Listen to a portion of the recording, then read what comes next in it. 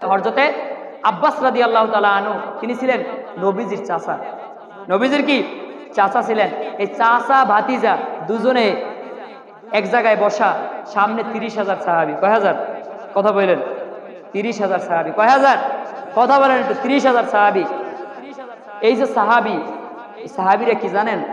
আসহাবিকাল নুজুম, প্রতিটা সাহাবী নক্ষত্রের সমতুল্য। জোরে বলুন সুবহানাল্লাহ।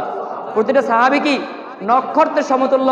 ওই সাহাবীদের আপনি আমি পায়ের তলার যে বালি থাকে, ধূলিকণা থাকে, ওই ধূলিকণার থেকেও নিম্ন পর্যায়ে যেটা থাকে, যেটা দেখা যায় না, ওই দেখা যাওয়ার সমতুল্য হতে পারেনি।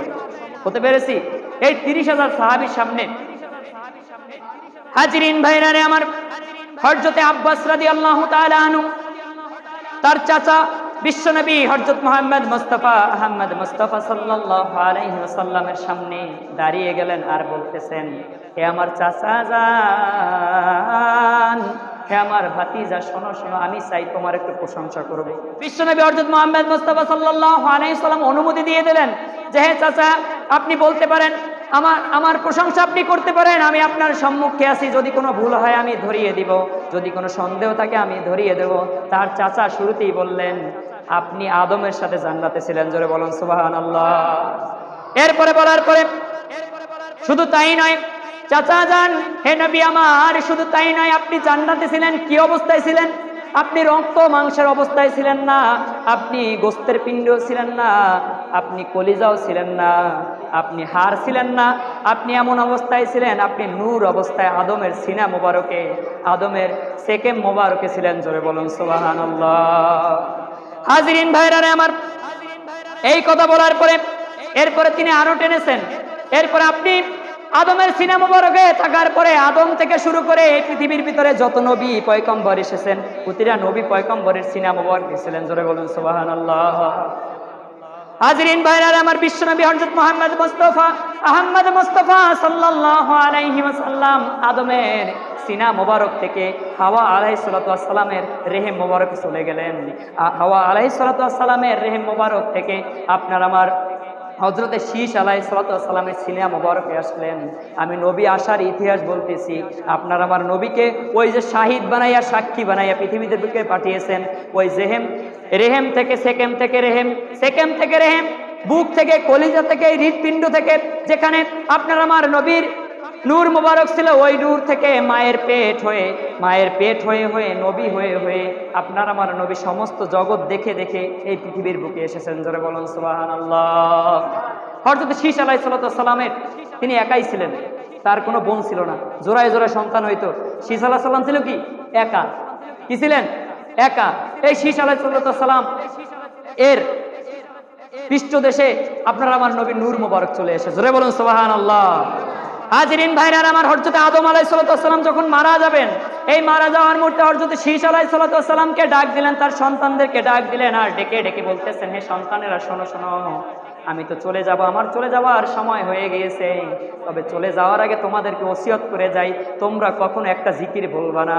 এই জিকিরটা হলো লা ইলাহা ইল্লাল্লাহ। জোরে বলুন সুবহানাল্লাহ।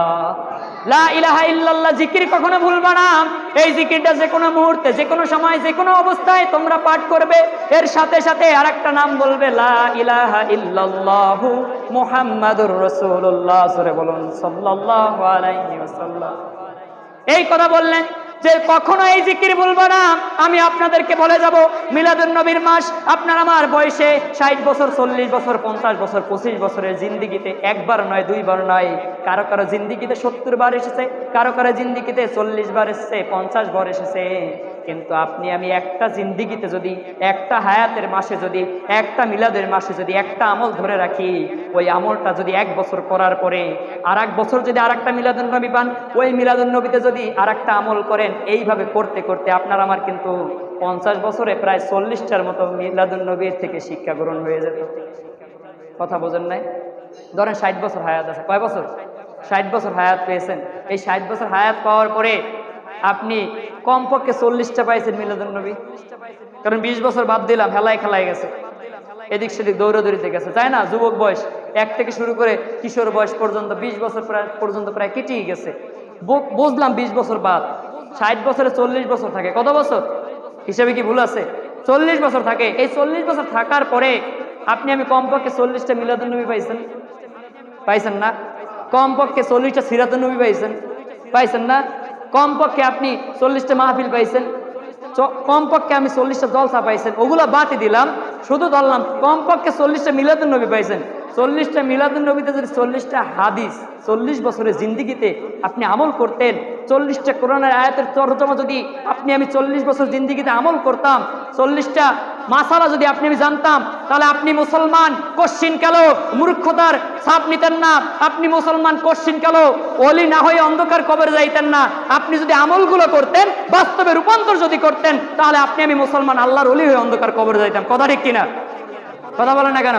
কথা ঠিক কিনা? কিন্তু আমি যদি এখান থেকে সুর দিই, এই সুর দেওয়ার পরে এইখান থেকে ওইখানে বেরিয়ে যাবে। রাস্তায় উঠে এটাও বলতে পারেন হুজুর কি বলছে বুঝেই নাই। কথা ঠিক কিনা?